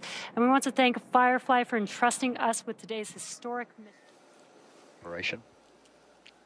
All right, thank you very much, Jesse and the SpaceX team. FC COM on ops. Wow, what a ride. We're listening in First command now. at 3.1 is to enable carrier. COM is go to enable carrier. FC, please enable carrier. You're listening to the Firefly Mission Operations Center team. All comms be advised, SpaceX has delivered the separation state. Flight FC, I confirm that I see carrier enabled. Copy. Comms confirms carrier is enabled. All right, Ray, this is your team. They're talking. You got the flight director in COM there. SIPs 3.2, 3.3, please verify at your discretion. Right. So Tell us what they're saying. So right now you're hearing the team go through the steps that are required to power on the lander and determine its position relative to the sun and make that first communications contact. So those mission operation controllers just outside of Austin, Texas are going through that process. It's an autonomous process that'll take several minutes. And so, the spacecraft right now is approximately 840 48 kilometers away from the Earth, and they're going to start pinging that lander as it's going through this autonomous process. So we'll be able to hear that. Before we're in range of the Hawaii ground station. And then in approximately 50 minutes, a penumbra event that FIDO will update. Right, so he's talking about that first ground station that we're going to make contact with. That's in Hawaii. They're configuring that ground station to be able to make contact with the lander. And to be clear, you mentioned they're getting ready to power up, but they have to establish that communication first, right? Absolutely. So that autonomous process will take several minutes. So that's the power up process. And then they'll start sending what we call no-op commands to the lander. So it's just pinging the lander about every 60 seconds. All comms be advised, we would drop off nominally. And then we're basically just waiting for that kind of handshake, that just acknowledgement from the spacecraft that it's hearing us. And that was a good call out as well, that they confirmed. PD or FIDO, if you do have the correct separation time, please comment in the logbook. That SpaceX dropped you off exactly where you needed to be in orbit at 1 hour and 5 minutes. Yeah, so that's definitely a really important check. Figuring out exactly where the spacecraft is step one. And then once you get your orientation, it's really forming that baseline of where's the spacecraft, what state is it in, and then moving forward from there. is available for the trajectory. Copy FIDO, please comment the expected penumbra time as well in the logbook. So you hear Jackson there. He's our flight director, kind of walking the team through those initial steps of gaining signal. And we jumped right into the work. The file is ready, and we are working on commenting in the logbook right now. That the Firefly team is doing in order to get that signal. We barely had a moment to soak up that separation, so we're going to re-cue that up right now.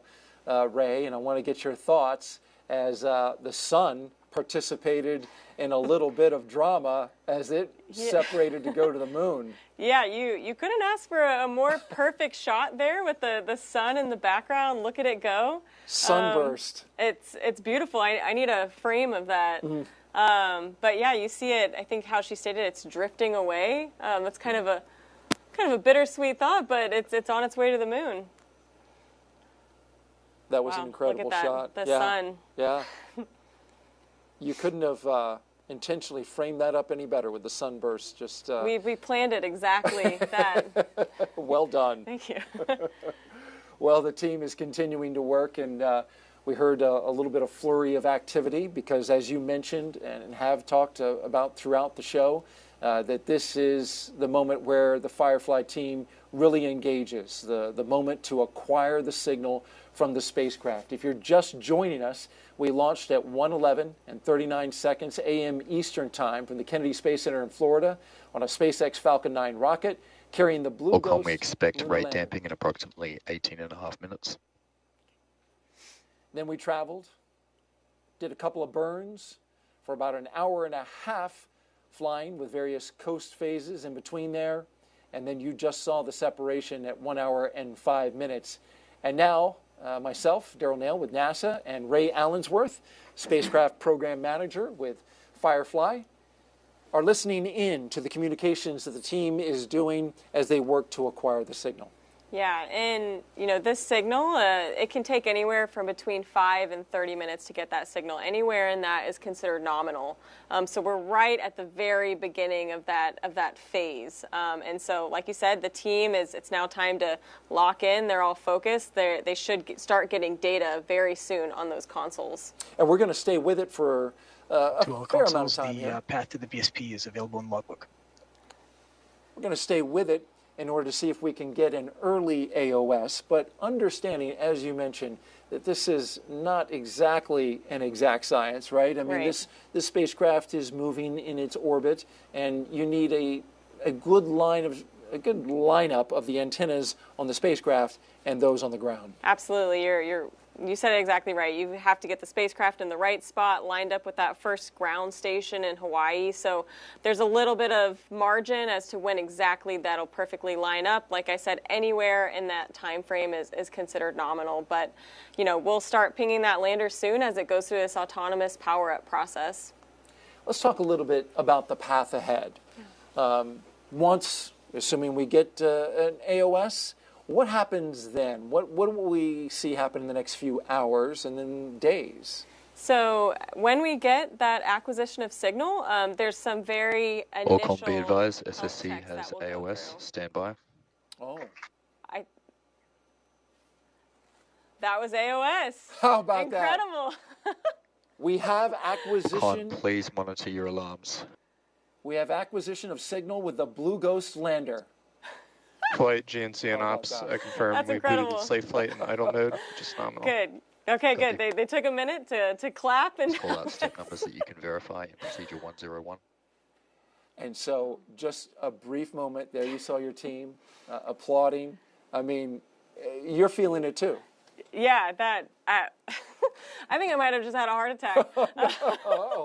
No, that's a great feeling, and you know, wow, like we're talking to our lander in space, and you know, we're officially going to the moon.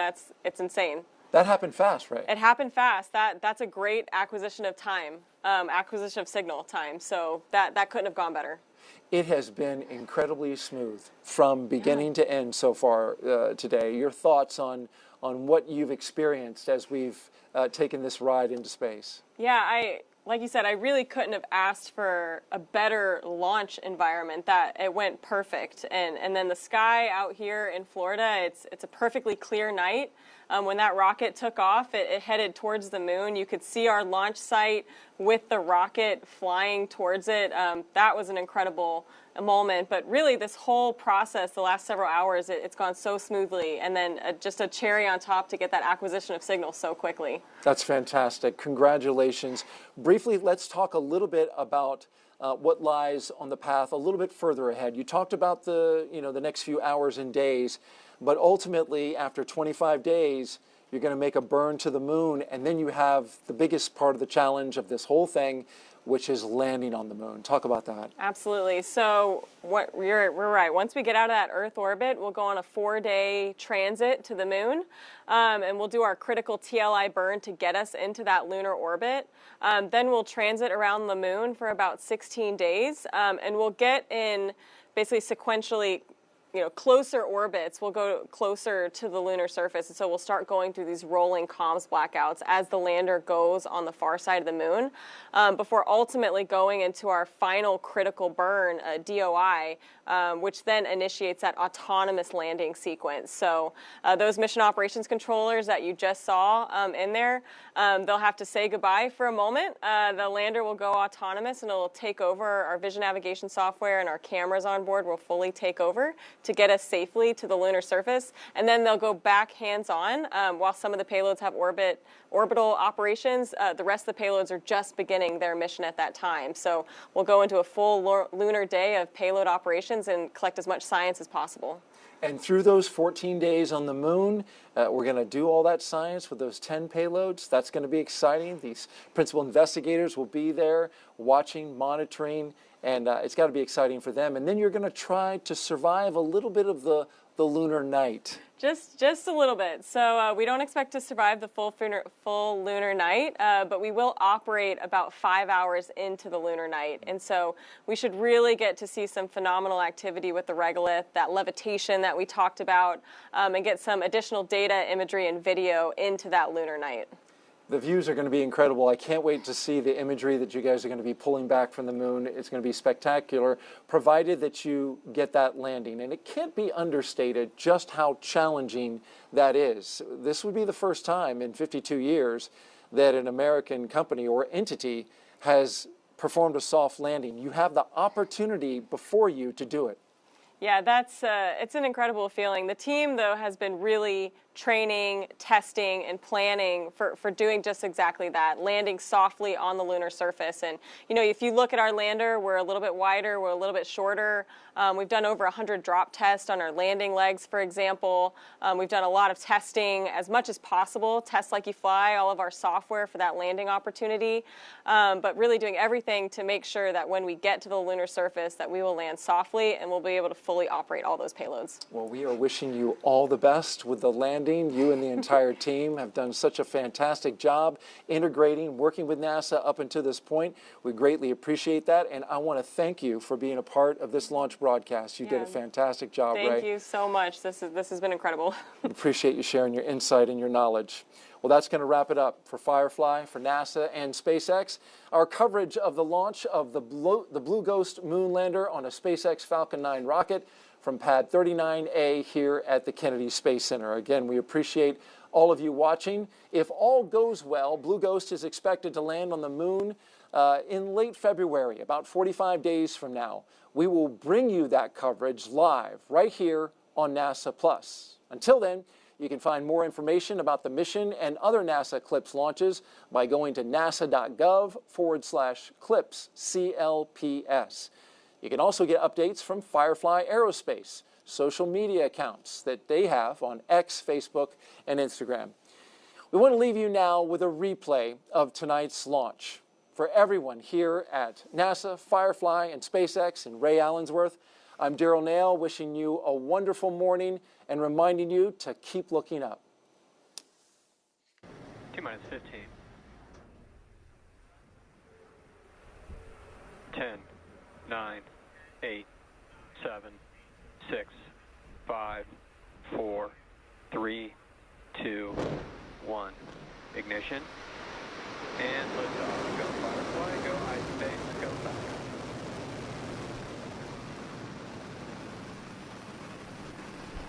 Vehicles pitching downrange.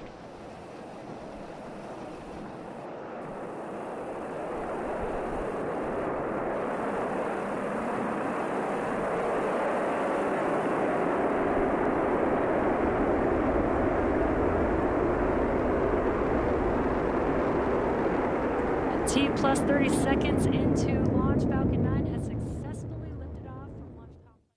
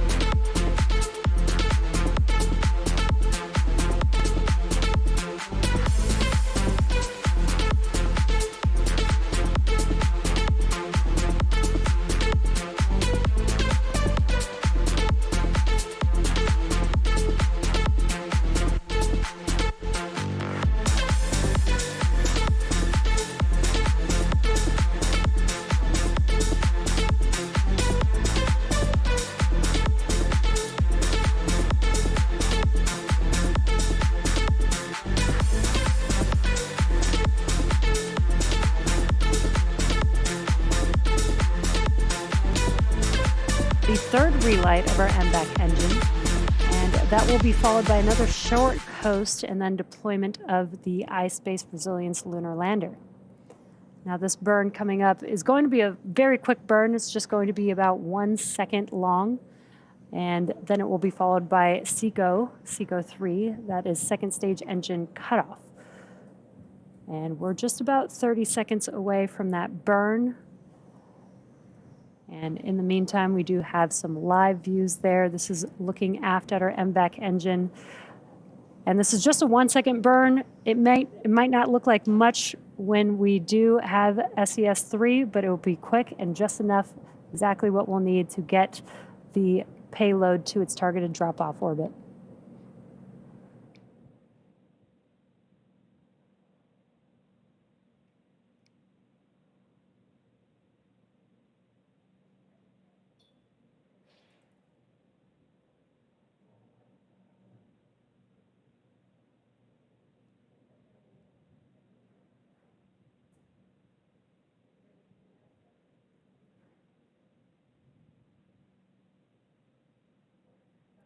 And there you could see we just had SES-3 as well as MECO 3, very quick third and final burn for this MVAC engine.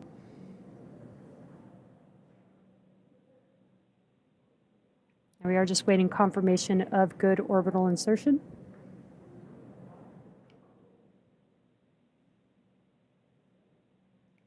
Nominal deorbit burn.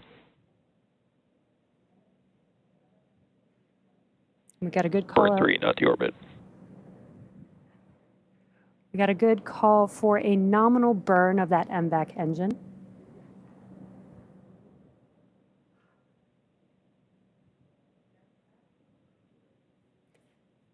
And with that, it looks like we are on track for payload separation in just a few minutes. We'll see you back here at T plus 1 hour and 31 minutes.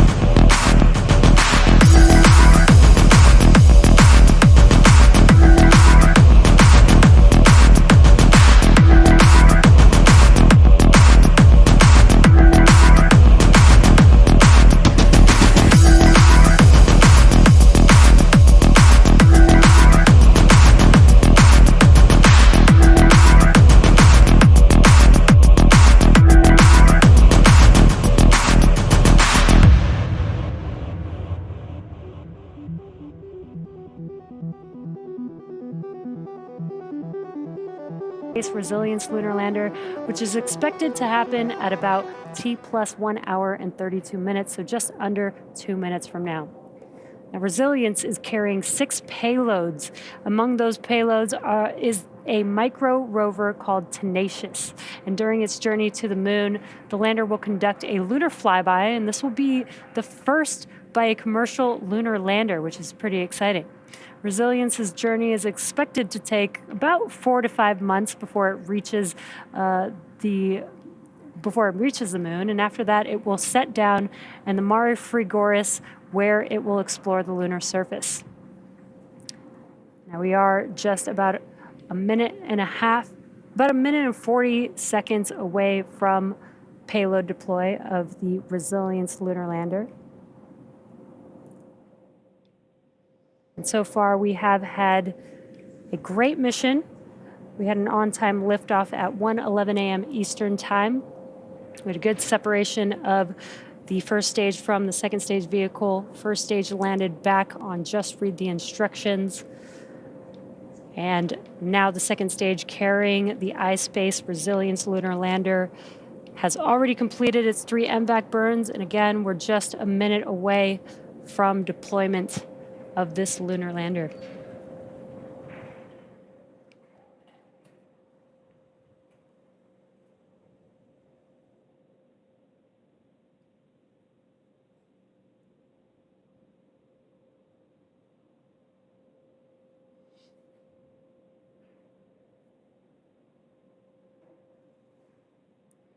If you're just now joining us, we're just under 40 seconds from payload deploy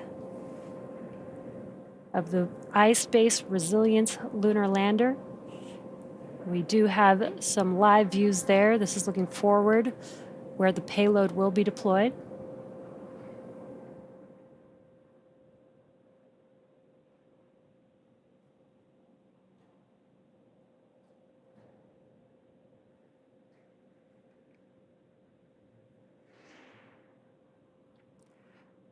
iSpace's Resilience lunar lander should be deployed here in just a few seconds.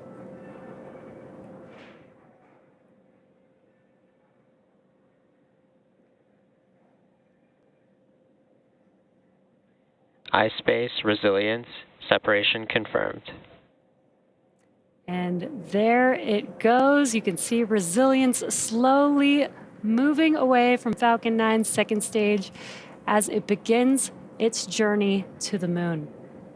And that brings our coverage of today's mission to a close. We'd like to thank our customers Firefly and iSpace for their trust in us.